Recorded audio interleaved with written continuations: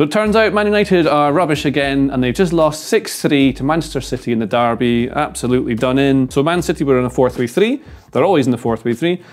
And Man United are in a 4-2-3-1, which looks like a bit like this. And they press as more of like a 4 with this sort of shape here. And that was easily pulled apart and outnumbered in large parts of the pitch. But the problems for Man United, I would say, are not so much tactical as they are players just not turning up. It's a total reality check for the manager. They're not doing the absolute basics in this game, as they have done in several games throughout the season, Brentford, Brighton, where they're just not quick enough to close down an opposition player. They're not there to tackle them. They're not going in with intent. It's like they're in position, but they're not doing anything with what they're supposed to be. I'll show you the first goal, because this is exactly what happened. So we know City are going to attack in this nice 4-3-3 where you have a player wide, you have another player wide on the opposite side, because it creates distance between players, because they have to then move out to try and get close to them like this. You want to create more distance. So they've got Haaland to the middle, pushing the centre-backs backwards. That's what he does. He's a very, very scary player to deal with. He's going to drag centre-backs further back, which creates more space between these players here. If you create this distance, it means you've got more space for players like De Bruyne and Bernardo Silva to have a bit of fun in those areas there. Then you've got further back, Gundogan's holding the team together in this game as the 6. Cancelo comes inside to form more of a 3 with Walker as well, and then they had Akanji and Ake. That's what we're going to do. So for most of the game, this is what City did. They had total control of it. From the very start, they came out on the attack. Now, Man United's game plans need to be from the very start. Keep it slow, keep it nice and tight, try and calm the fans down, try and stop City from playing, make them frustrated and bored basically. But that doesn't mean you can't then try and win the ball back. So the first goal is Foden, and he's in the middle here, Haaland's here. As long as you've got players in the front 5, you're absolutely fine. Bernardo's out here, Grealish is here. This is what they do, they confuse teams by just constantly swapping positions like this. And Cancelo brings the ball forward, Antony runs alongside him, but doesn't actually do anything. He doesn't try and tackle, he just sort of jogs alongside him, lets him go, as though that's a good thing to do. And what City often do is they're slow, slow, slow, and then they snap into action like that, and they fire passes in to different players. So I think this goes out to Bernardo Silva here. And as they do that, McTominay comes over here next to Dalot for some reason, so they've got a 4 and a 5. But McTominay doesn't get close to Silva in time to stop him. So it's Antony not making the tackle and Cancelo not getting tight, close enough, quick enough. McTominay not getting close enough to Silva. And then what you've got in the middle is Foden just floating around here, and Eriksen's meant to be blocking him, but doesn't. He just lets him go. And what happens is they get here, the team is pulled backwards by Haaland's run in the middle, because he pushes them back like this and jumps back. And that means there's a lot of distance for this pass in here. I'll show you exactly what it looks like. Here's the front 5 here. There's Haaland trying to push the centre-backs back towards their own goal. Here's Cancelo. Here's Antony just having a little jog back. That's all he has to do. It's fine. It's fine, guys. Don't worry about it. A lot of distance between these players here. It should be all right. But they look like it's a dangerous move. Now here's Bernardo Silva out on the wide left. McTominay's come over here because they've got midfield cover, so it's sort of okay, sort of. Now the ball goes out from Cancelo to Bernardo. McTominay starts running the opposite way.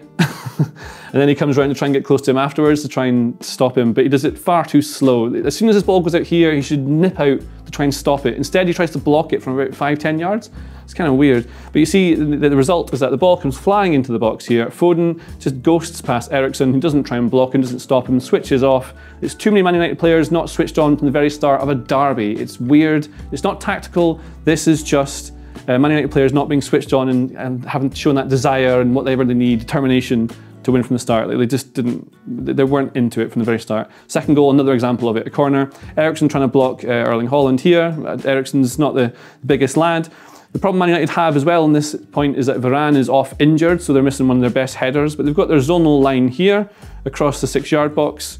Haaland just sort of nudges Eriksen out of the way and goes. Eriksen doesn't worry. Oh, that's fine, he'll go. Then he goes and scores a header, and that's Eriksen not tracking him. That is an individual error from Christian Eriksen.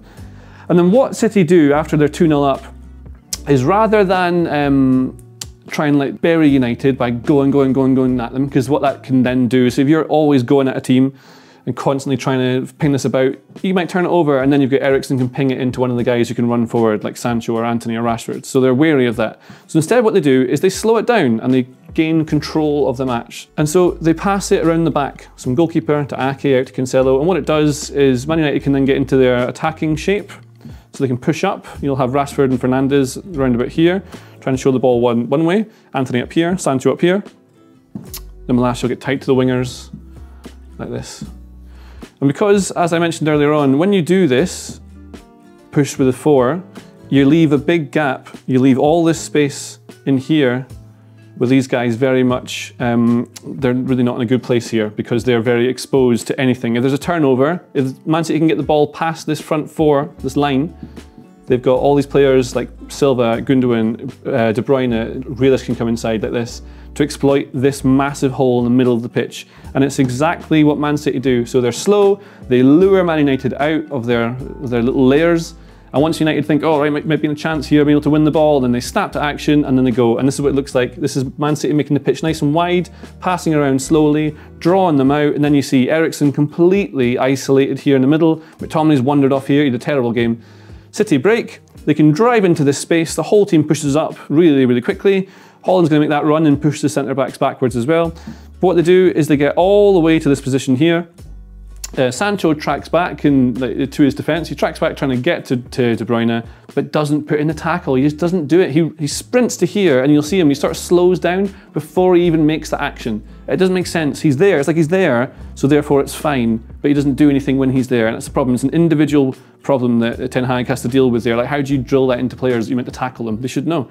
Anyway, this is just a brilliant bit of play from De Bruyne where he pokes the ball into this bit of air where Haaland gets in to score with his studs. It's a brilliant goal. But that is all Man City luring Man United out. They fall into the trap, they get caught, and then that front four doesn't press very well and they bypass it. It's like, it just doesn't work. It doesn't make any sense. And then another example of players not doing what they need to do, taking charge of the game, taking responsibility for what's going on. Christian Eriksen here. So this is Man United attacking again. They've been lured out. Man City are keeping things nice and tight at the back. Man United are in attack, the ball bounces loose as a turnover, like a shot hits off a City player and bounces loose, doesn't really matter.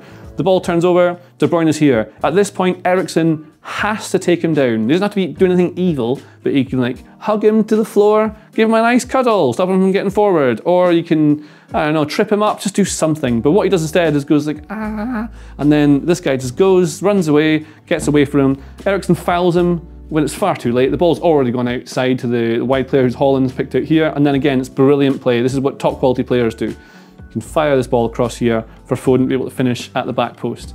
Now that is an individual error again from Eriksen, but that's not really his game. Like, he's a creative playmaker and he's been asked to anchor the team. Now you think, it's easy with hindsight, obviously, but if you'd had not Eriksen in that holding role, if you'd had Mr. Casemiro, Champions League winning Casemiro in here, he would have kicked him. He would have kicked him and he would have gone down and that goal wouldn't have happened. That would have happened straight away. He was taking a yellow card for the team. That's what probably would have happened. And then if you take McTominay out and put Eriksen in, then you get someone who can pass the ball a little bit. But actually what probably you needed in this game was to have better coverage in the midfield and play this 3. But we know that doesn't really work with the players they have because Fernandes isn't that good in a 3, so you're losing out your best player. So that's what we'll probably see is some changes from Man United going forward. You might see Casemiro coming in to try and anchor it.